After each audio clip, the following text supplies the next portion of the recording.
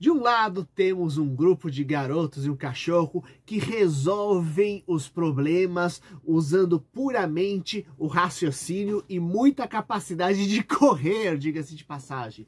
E do outro, nós temos lutadores conhecidos pela força, pela resistência e pelos movimentos extremamente acrobáticos.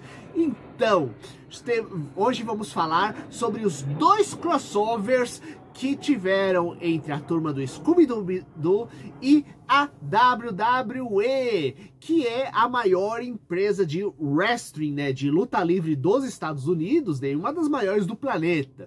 Eu sou o Luiz, bem-vindos ao Monstros e Aventuras, e você está na Sexta-feira Sinistra. Então, vamos nessa! Primeiramente, pode parecer um pouco estranho essa coisa de luta livre misturada com a questão do Scooby-Doo, só que a coisa já é um pouquinho mais antiga do que parece. Luta livre, isto é, a ideia dessas lutas mais performáticas, demonstrativas, que são muito mais um teatro improvisado, elas têm raízes em lutas de demonstração e ao mesmo tempo desafios circenses que existiam nos Estados Unidos lá no século XIX, que tem uma certa raiz, inclusive, de certos estilos de luta irlandesa, técnicas de lutas de origem lá da época de Roma e por aí vai, né? Lembrando que os Estados Unidos é feito basicamente por uma cacetada de imigrantes de tudo quanto era canto da Europa, fora o pessoal da China, fora o pessoal da África também gigantesco, né? Então temos um caldo cultural gigante, e o que acontece é que do século XIX os circos itinerantes começaram a surgir e existiam espetáculos que eram justamente lutas simuladas, assim como desafios do tipo: esse é o lutador do nosso circo, né? Quem vencer, você paga uma taxa para lutar contra ele, se você vencer, você ganha um prêmio em dinheiro, né? Então, a partir dessas raízes, isso fazendo um resumo bem grande, pouco a pouco foram criadas as federações de luta livre, e o que acontece é que até nos 80 nós tivemos uma estruturação onde tínhamos quase que uma em cada estado e cada região sendo dominada justamente por uma associação diferente de luta. Só que a WWE, né, na época da WWF, ela teve uma mudança de coordenação, onde entrou o Mick Mahon, que inclusive é um dos personagens que aparece nos dois desenhos do Scooby-Doo, e ele muda a estrutura, fazendo com que ele começasse a pegar e contratar vários artistas de outros cantos, trazer artistas de várias outras modalidades, inclusive para o WWE, para aumentar o alcance, botar o programa mais na televisão e até mesmo fazer bonequinhos. Pois é, existe até um episódio completo na série documental Brinquedos que Marcaram a Nossa Infância, lá na Netflix, que fala só como nos anos 80 até hoje foi criado várias linhas de bonecos, de action figures, na mesma pegada como tinha temos da DC e da Marvel, além de outras grandes marcas famosas, justamente do pessoal da WWE, visto como heróis. Então a ideia é: vamos aumentar o público e alcançar também a criançada. Lembrando que Pro Wrestling, o WWE, a luta livre, ela tem várias modalidades e vários países tem suas linhas diferentes, né? Aí tem o pessoal do México, que a gente conhece com mais frequência, tem a luta livre do Japão, inclusive um seriado que recomendo muito para quem gosta do tema é justamente Tiger Mask Double, que, se não me engano, tá na Netflix, né? Que é justamente só dedicado à luta livre também. Kinnikuman, que é outra série japonesa também de luta livre, só que muito mais fantasia, tá também disponível na Netflix agora, né? E a gente também tem associações brasileiras, inclusive temos quase que todo o Anime Friends, a gente sempre tem um palco com demonstrações de luta livre ocorrendo lá dentro, né? Então o que acontece? Teve toda essa coisa de você alcançar a criançada, alcançar a galera adolescente, pessoal jovem, né? E como visto, deu certo. Inclusive o Netflix tendo adquirido um monte de programa atualmente da WWE, transmitindo, inclusive por vezes ao vivo lá dentro, né? E o que ocorre é que em 2015 houve uma parceria entre eles e o Cartoon Network. Pois é, o Cartoon Network, que mais precisamente é propriedade da Warner Bros, que também é propriedade do Scooby-Doo. Inclusive, eu falo como o Cartoon Network ter adquirido o Scooby-Doo lá nos anos 90 foi fundamental para depois termos o filme não apenas o Fantasma da Bruxa, mas o Scooby-Doo na Ilha dos Zumbis, que mudou a linha dos filmes de animação do Scooby-Doo, sabe? E o que acontece? Eles fizeram uma parceria, a WWE, mais precisamente a WWE Studios, pois sim, eles têm um setor que é só para pegar e produção de filmes, séries e outros materiais justamente de audiovisuais de luta livre. Então, sim, existem filmes oficiais, tanto mais de aventura, fantasia, muitas vezes terror trash, etc.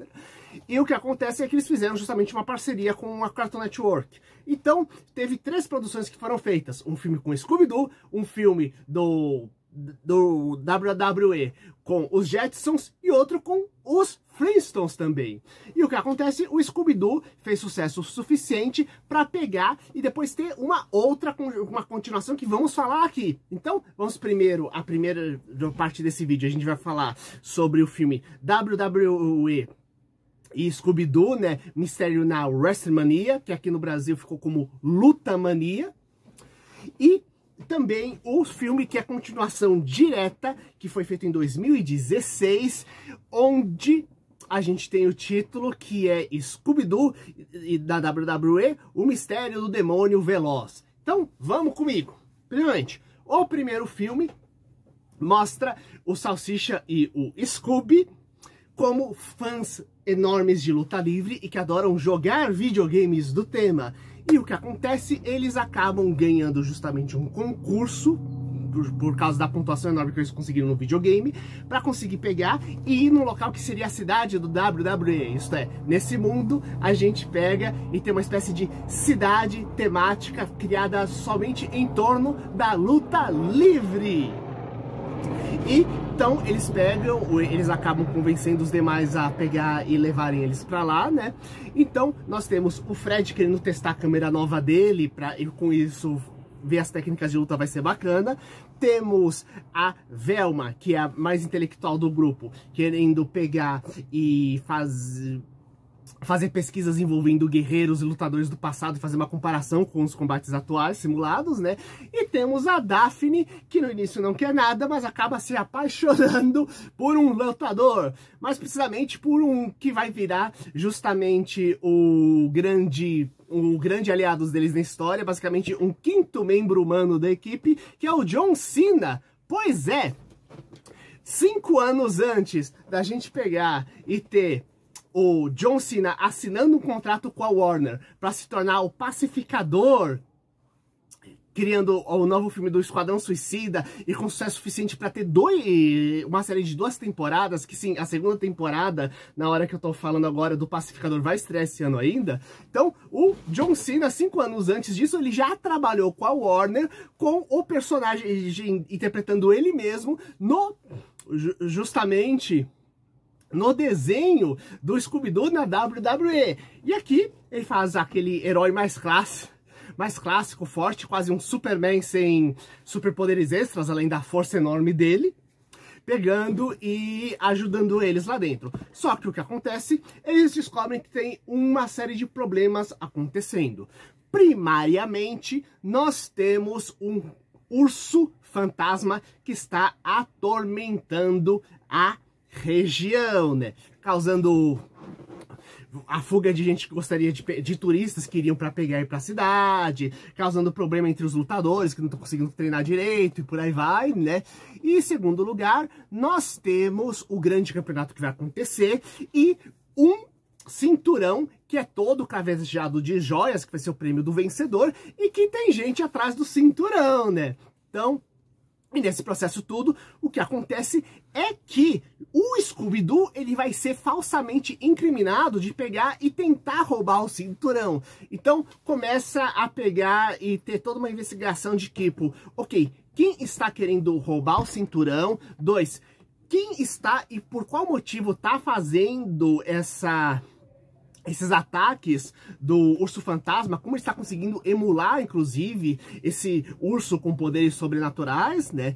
E 3, se virar lá lá no meio, né? Inclusive, apesar da gente não ter muito combate no meio da história, uma coisa que é muito divertida é que temos sim lutas, tanto uma luta inicial para introduzir o John Cena, como uma mega batalha final com várias camadas e vários combates corpo a corpo que acaba acontecendo, né? E o combate envolvendo justamente Scooby-Doo e Salsicha, que sim, aqui vão ter um momento que eles vão precisar treinar para lutar, sendo eles totalmente atrapalhados no processo, e também pegar e acabar lutando no ringue. Lembrando que todos os personagens, eles são justamente lutadores reais que, assim, que existem no nosso mundo. Aquilo que não existe é uma cidade temática do WWE, mas dá pra ver claramente que tem uma certa inspiração justamente em Las Vegas e outras grandes cidades onde ocorrem onde tem grandes arenas desses combates, sabe? E como eu falei, né, esse filme depois vai ter uma continuação.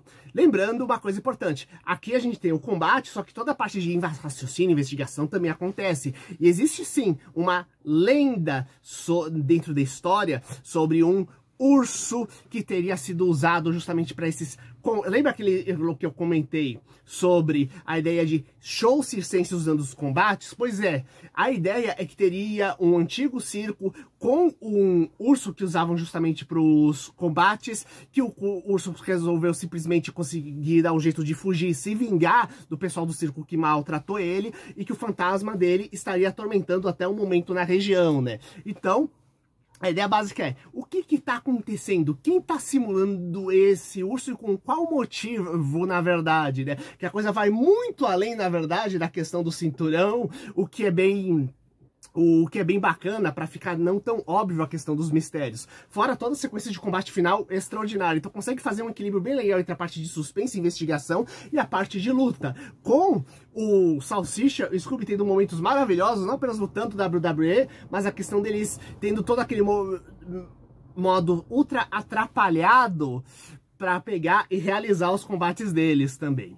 Então, esse é o primeiro filme, Scooby-Doo na WWE, o mistério na Luta Mania, como ficou no Brasil, e a continuação é Scooby-Doo na WWE, o mistério do Demônio Veloz, mais precisamente só Demônio Veloz. E aqui é interessante porque, apesar de estarmos falando de lutadores, por que temos justamente um demônio veloz da história? Porque aqui estamos falando de uma competição de carros. Pois é!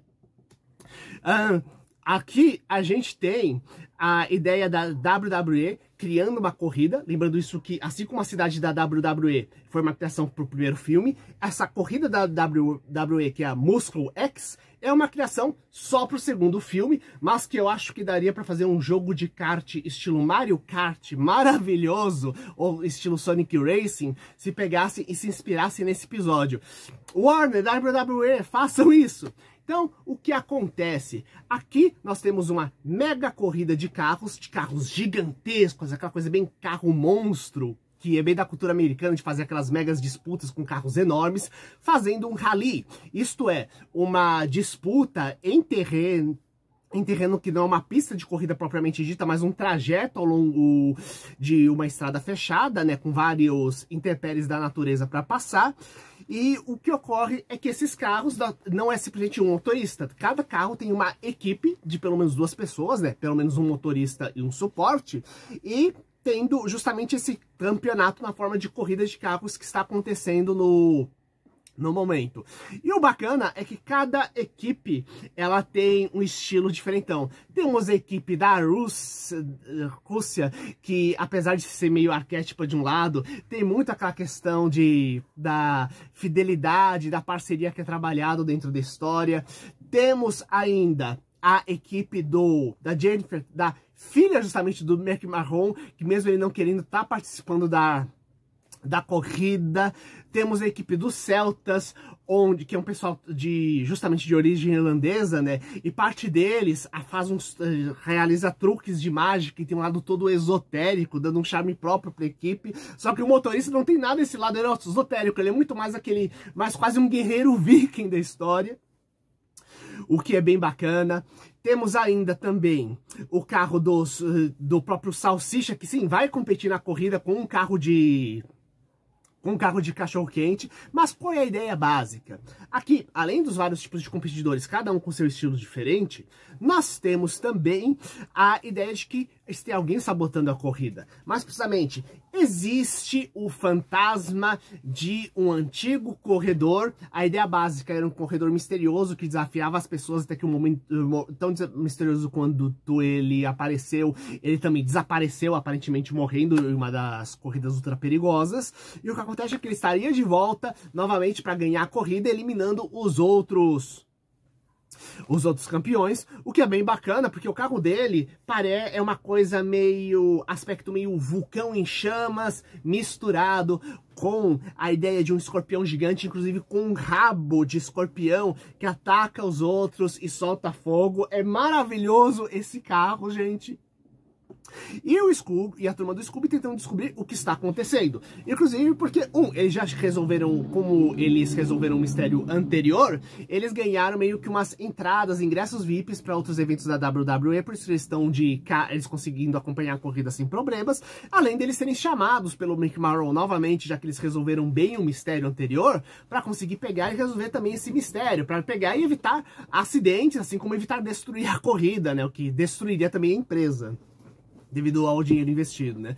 E aqui não falta gente que você fica na desconfiança se tem algo envolvido. O próprio dono da empresa, afinal o negócio está subindo a audiência, o jornalista que coordena, o chefe de jornalismo do evento, que parece não respeitar muito as normas de segurança das coisas e só quer coisas bizarras que aumentem a audiência. Cada um dos campeões tem seu motivo para poder pegar, cada um dos competidores tem seus motivos para poder pegar e concorrer e trapacear de alguma forma, já que todo mundo tem o seu motivo para concorrer.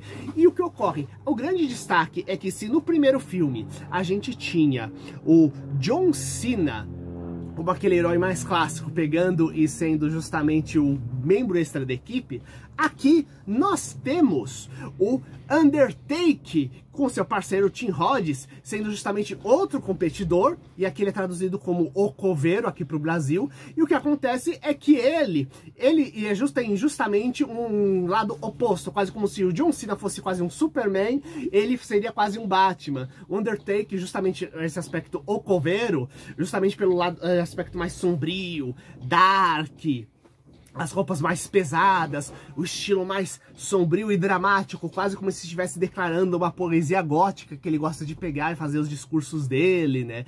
E o que acontece é que ele é justamente um dos grandes fãs do Salsicha e o Scooby por terem resolvido o mistério anterior, assim como o Salsicha e o Scooby são fãs do Undertaker. Só que ao mesmo tempo eles têm meio medo do cara, já que ele tem todo aquele aspecto sombrio, quase como se fosse uma das criaturas que eles costumam caçar nos outros, ou mesmo criminosos, que eles caçam justamente nos filmes e seriados anteriores, né? Então uma relação bem engraçada de medo e admiração que existe entre eles, sabe?